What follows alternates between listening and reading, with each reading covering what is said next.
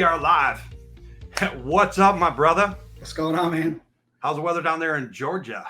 Freaking beautiful, man. We're perfect springtime. We've got 80s, in the afternoons, evenings. We start getting a little bit of thunderstorms and some rain to kind of cool it off, make it humid, of course. But for my neighborhood, pool season has opened this last weekend, and the kids are loving it. I'm loving it, wearing them out, enjoying pool drinks, when necessary for those who partake. And there we go.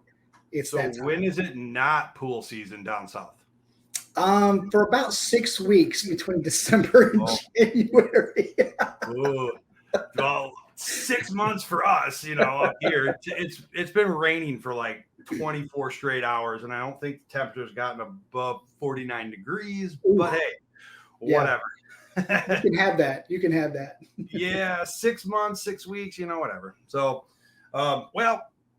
we got some things to discuss today. Brad and Andy's adventures, right, of the VA home loan and defending it and advocating for our fellow veterans. Last week we discussed Andy's biggest pet peeve. It's along the lines of my pet peeve as well. Nothing aggravates me more than somebody that says, "Hey, we love helping veterans," and then the minute that you pull their credit and their FICO score is below what you can work with, right? For service, have a good day. Like, oh, absolutely not. This is relevant for me. I launched 2 listings last week, and both of them got VA offers. On the one deal that we have under contract currently, the VA wasn't the overall best deal. It was probably the number 3 deal, all numbers and considerations, but it is our backup deal. It is our primary backup deal. There is strength there. I have an offer, conventional offer on my other listing, but it's a veteran. And I asked the agent, why are they not using the VA? Oh, because nobody's going to accept the VA home loan. And I was like, this agent will. If it's a good deal, it's a good deal. I was like, I understand the VA. I'm a veteran myself. I'm an advocate, and I'm an educator in this space. And she's like, yeah, they don't want to do it. And I was like, so they're going to spend extra fees and a higher rate. Your money, not mine, dude. And that's what it gets down to. Ignorance is bliss. I'll tell you what, we are in a lot of the same Facebook groups, and it's always funny to see who rallies behind the vets. And it's always the same 5, right? Yeah. Especially in this, and I'm not going to name names because everybody watching this probably already knows, but the stupidity and ignorance, arrogance in these groups, they don't want to hear the actual strength of the VA home loan, the actual strength of the veteran home buyer, for whatever reason, right? I mean, it just blows me away. What are your takes on what are your thoughts on that? I gotta watch myself. We're Marines. We love to fight. Sometimes my battle picker is wide open. And I'll jump in some of those Facebook groups and start commenting. And last night I got frustrated because some of them, they just didn't want to hear it. They didn't want to hear the truth. They didn't want to hear the explanations. Fighting, not I won't say fighting, but basically arguing over, fees, whether or not the seller has to pay fees, what buyer fees they have to pay. Somebody said that the seller has to pay for a possible second appraisal on a VA home loan. All right. And then he posts a link directly to the VA lender's handbook. And I'm like, you have completely and utterly misread this handbook. Another one, she wanted to argue about a VA buyer not being able to pay over the appraisal amount. And I'm like, here's 3 stipulations that I've used between 2 states, multiple markets, and have given this out. It works. And she finally quit commenting. I was like, finally, I got a win, maybe. I might have won that small little battle of getting some information out there. Victories is still a victory in my book, right? Yeah, so every inch of battle space we take is we've got to hold, and sometimes that's hard.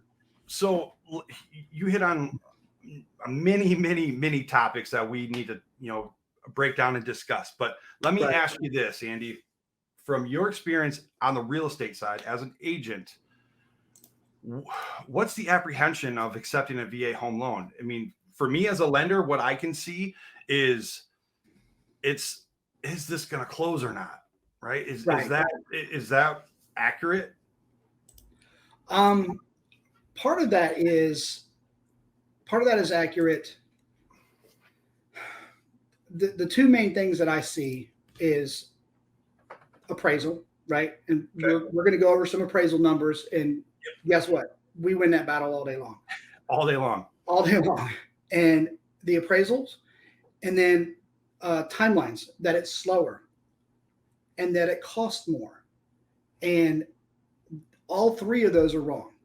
I know lenders out there in this space that will post and brag about closing VA home loans in 14 to 21 days, sometimes less. Sometimes they get it handed off to them because another lender wasn't able to do it, and they get that full package over and they're done in 10 days. I've heard of crazy stories because it is so simple. If you just follow the VA guidelines, it is so simple and smooth to get this done. Well, what if I were to tell you the national average last year, application to close of all lenders? Now, this is an average. I understand it's an average. Between Michael Jordan and I, we share 3 NBA championships, and I don't play basketball, right? But it's 26 days application to close. So, I mean, it's still under a 30-day window. That's phenomenal. Right.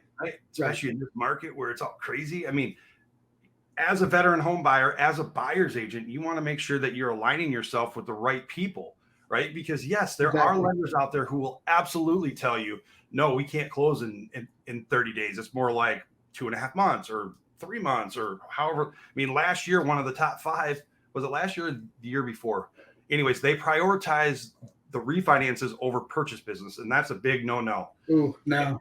So these lenders were telling the buyer's agents that, hey, if you're going to submit an offer, you need to push the close date out 120 to 180 days. So as a buyer's agent, not only are your hands tied because now you're forced to have the home seller pay for the pest and termite and pay for the title closing fee, but you're also saying, hey, accept our offer. It's what, May 3rd today?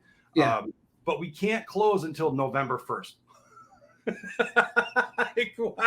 So, that is insane. That is absolutely insane. So, and I've had deals where the veteran buyer was using one of the big mean 3 that we don't like for lending, and they'll come back and tell us they're third party to the contract like agents are, and they'll tell us that we have to push it to 45 to 60 days to close when we already have 30 days in the contract. So they're trying to renegotiate the contract. And when you go back to the listing agents, they're like, no, we can just take another deal and close faster. And that's the crazy thing, is that they think that they can negotiate these things. And the reason it's so complicated is because they're such a big machine. They don't have the proper systems in place. And they're looking on the back end of these things with the secondary investors and their overlays and adding that on top of it and complicating the matter, and then blaming the VA for it. I've heard that tons of times. They operate in mass volume, right? So if they take 100 calls and 10 of those pan out, so be it. But it's a call center. It's call volume, and it's a person that's not in your local area, so they're not personally invested in it like a local lender would be, because it's our name, it's our brand, it's our reputation, it's our pride, and for guys like you and I mean, it's completely different because we're trying to help our brothers, right? So some more stats about the VA home loan, why you should accept it. I mean, the likelihood of it to close is the highest of any loan program, right? Which is mind-blowing. Like, why would you accept another offer that may or may not close, right? I mean, that's the concern. Well, if I accept this VA offer, it's going to fall apart. Well, no, it actually closes more than any other loan program. And that's straight from the director of the VA home loan program. Right. And, we can talk about those numbers. The other part that we have issues with in getting them accepted is the appraisal, where on an appraisal, 15% of the time on a VA home loan, appraisal is going to come in low. Conventional, 20%. So we beat conventional. So you're telling me if I accept a VA offer, I have an 85% likelihood of coming back at value? Yeah. Versus a conventional, it's 80%. is 80%. So it's a 5%. But the difference between the two appraisals are mind blowing. All right. Because Right. the VA has strict timeline requirements. Now, this varies state by state, obviously. I mean, Yeah. if you have like take California, for example, the number one state, for all VA loans, if their appraisal timelines are a little bit longer than a state like Michigan, where we're not as high, we're right in the middle of the pack. Well, these timelines, they're strict. Not only that, right? I mean, we never have any problems with lackadaisical VA appraisals coming back. We always get them back well within the time frame. But number two, there's two ways in which you can get your value back if the value is low, because that's the concern these days, because property values are skyrocketing. Right. So the two processes, the first one is Tidewater. No, this is not something kids these days are drinking. It's an actual real thing. Right. It's a benefit to all parties involved with this transaction. What this is saying is that the appraiser is having a hard time justifying or verifying the purchase price. Right. So, I mean, side note, if you listed your property correctly, this isn't an issue, is it? Exactly. Right? Exactly. But what Tidewater is 48 hours. It allows for me, you, the buyer's agent, and listing agent to provide comparable sale homes to the appraiser. At the end of 48 hours, Tidewater is over and you have a value established. So what happens if the value comes in low still? Are we screwed? Do we have to walk from the transaction? No, we have this beautiful little thing called reconsideration of value. And the stats on the reconsideration of value are mind blowing. Yeah. Right? Even better.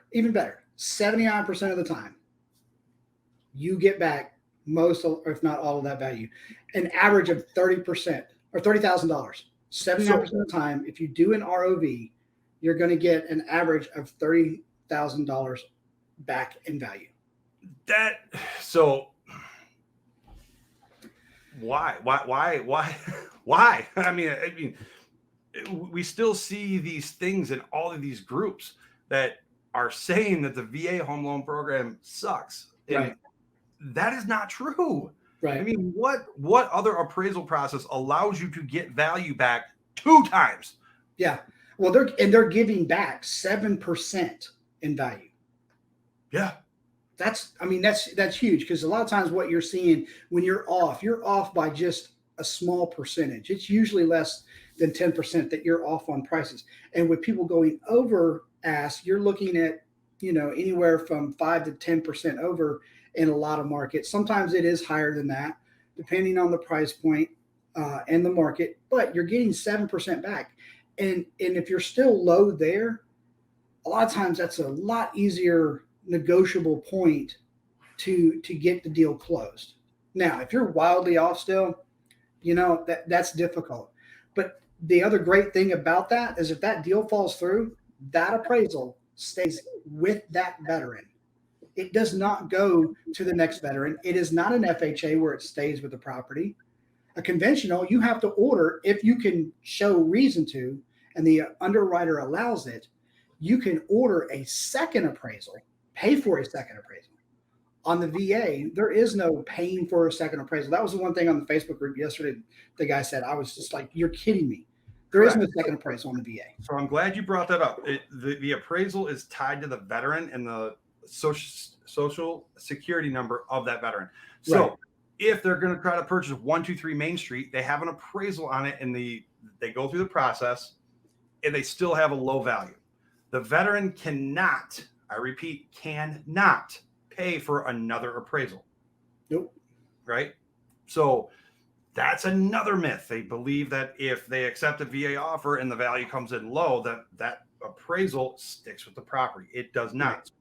If the veteran decides to walk for whatever reason, right? If you cannot come to terms with a renegotiation and the veteran walks, that appraisal goes with the veteran. You can go to your plan B offer, which is a conventional, and order the appraisal right now. Yeah. Right. So that's the beauty of it. And then some people think that appraisal's out there in the ether for somebody. No, it's actually in the VA system. And if that deal doesn't close, that it goes away. Because the veteran's social security number is tied to the VA case number, and that's how it's ordered. If that thing doesn't close, then it goes away. It's gone. It's like it didn't exist. Yep. So, these are just great numbers that I think a lot of the listing agents, buyer agents, obviously, veterans definitely, but I think a lot of the listing agents really need to hear and understand these numbers, that looking seriously at a veteran offer versus a conventional offer, and pretty much all the numbers are the same. Price, concessions, closing time period, all of that. If all things are the same, the VA is still your best option as far as numbers go, with the stats on appraisals, with closing time frames. That right there alone should put most VA offers to the top of the list. Absolutely. And who you work with matters. And that is the theme of all of this, right? If you align yourself with the right people, have the right team advocating for you, as you know, from a veteran homebuyer standpoint, if you have the right person behind you, the right team behind you, anything is possible, right? I mean, because now we're fighting and educating the agents on, yes, our veteran homebuyer can absolutely pay for the pest and termite inspection. In fact, we welcome it, right? Because a conventional loan doesn't require a pest and termite. Well, a conventional loan also doesn't care about the structural integrity of the house per se, right? Or the sanitary side of the house. So I get that. But to recap, I mean, a veteran buyer has an average FICO score from last year, from 2020. The average FICO score of the veteran home buyer, 722. Yeah. Now, if you look at the FICO scale, there is no higher bracket that buyer can go into. So they're excellent credit scores. Right. I would say the average amount of money they have in their bank account is over $17,000. Right. So instead of making them put that down as a down payment, why don't they use it for other things, furnishing their home or figuring out what PTSD, mechanisms can they get involved with to help deal with this stuff? Like why are we going to make them spend money when they have earned the right to put zero down? It's also a great product for first-time homebuyers. Over 41% of the VA loans last year were first-time homebuyers. It's not limited to just first-time homebuyers, though. Exactly. You can use it as many times as you want. It's a lifetime benefit. And, to clarify that, me personally, I believe that this myth comes from the Montgomery GI Bill. Because back in your day, the Montgomery GI Bill had to be activated within the first 10 years you got out, or else you lost it. Yeah, I didn't use mine. I got out, went right to work. And then years later, I was like, hey, I'll try to use it. When the economy started turning down in 2007. And at that point, I literally had less than a year to use mine. Because even back then I was told, hey, as long as you start it within that 10 years, you can continue to use it. And then that was incorrect as well. So there's always this misinformation and these rumors that go around, whether, it's at the VFW, your buddy at your favorite bar, that's kind of like the veteran hangout or whatever. And they tell you all these different stories, you and I know the Lance Corporal grapevine is what we called it. Lance Corporal Underground is what it's called. Yeah. See, we always knew what was going on, but there was always some bit of misinformation in there. So this is where we're at as far as putting stuff out there. The VA home loan is 99.9% of the time the best option for a veteran. And it should be the cream of the crop. If you have multiple offers, and all the numbers are the same, or very, very close, then it is generally should be in the top 1% of your consideration. Absolutely, it should not go to the bottom of the stack. Right. I'm gonna end with this last point, and this is gonna be a great conversation between the two of us. All right, rule number 1 if you're dealing with a veteran, never, ever, ever, ever assume that we know our benefits, because the fact of the matter is we know nothing about our benefits. Right. When we were getting out, we had to do this 2-page checklist. Go check out here, go check out there, go check out there. Once you got all your checks in the box, you went to what's called a TAPS class. Back in my day, it was a 1-day, 8-hour death by PowerPoint taught by the VA about all the fantastic benefits that we have just earned. But hey, guess what? I'm a combat vet about to be honorably discharged Marine Corps veteran. Who's not going to want to hire me in 2008? Right. 2008. Okay. Right. I was too proud to file unemployment. I had 10 fingers, 10 toes. I don't need to pay attention to VA disability. Right. I'm 26 years old. The last thing I have on my mind is buying a house. I don't even know what home ownership is. So when they're going over the VA home loan benefit, am I paying attention to it? No. I mean, the best mindset that I can compare it to is when you were in 12th grade, getting ready to graduate. Here it is, April. You walk in May. Senioritis is a real thing, my friend. Right? Yeah. You can't do any, all your motivation is gone. You don't care about anything. You just have other thoughts on your mind. That's exactly what's going on with active duty and reservists when they're getting out and before they become veterans. Yeah. Okay? We had short timers, when you got 3 to 6 months of getting out and you knew you may have terminal leave. Mine was quick. I got out for disability, and they're like, they came to me out of the blue and were like, hey, can you check out in a week? And I was like, sure. Okay, here's your paper. Here's your sign out sheet. Go to all these things, go to schedule these classes. And literally a week later, I was out. I was done with the Marine Corps. I mean, just boom, out of the blue. So I didn't even have that easing into civilian life. It was, you're out. Because back in the late 90s, mid 90s, there was really nothing going on to hold anybody in. Yeah, I mean, that's true. And then, when I've heard that they've actually made it more of like a week-long process now, and they kind of, help with life skills and things, which is great. Anything's better than nothing. What I went through, I mean, it was 8-hour death by PowerPoint. 2 weeks later, I got my DD-214, and welcome to civilian life. And little did I know about the transition that I was going to be struggling with, that we all struggle with. And that's a topic for a different day. So to recap, Brad and Andy's adventures, I mean, do not let ignorance blind you when it comes to VA, right? Because, I mean, you have a loan product with the highest closing percentage of all loan programs. You have a loan program that comes in at value more than any other appraisal process. Speaking of appraisals, you also have 2 ways in which you can get value back if the value is not there. I mean, come on. What else do you need? As a listing agent, what else do you need to hear? And if it is low, you have a 79% chance of getting that number up by 7%. Which equates to 30 grand. Boom. I mean, come on. What else is there? What other obstacles is it that we need to address and overcome? Because this is getting to be a big pain in my ass. It goes back to my pet peeve, the ignorance, willful ignorance with some of my fellow realtors. So there it is. If you're a home buyer, do not go with one of those ignorant people, because you will not like the outcome. If you're a home seller, do not go with one of those people. You will not like the outcome. Who you work with matters. It is everything in this market.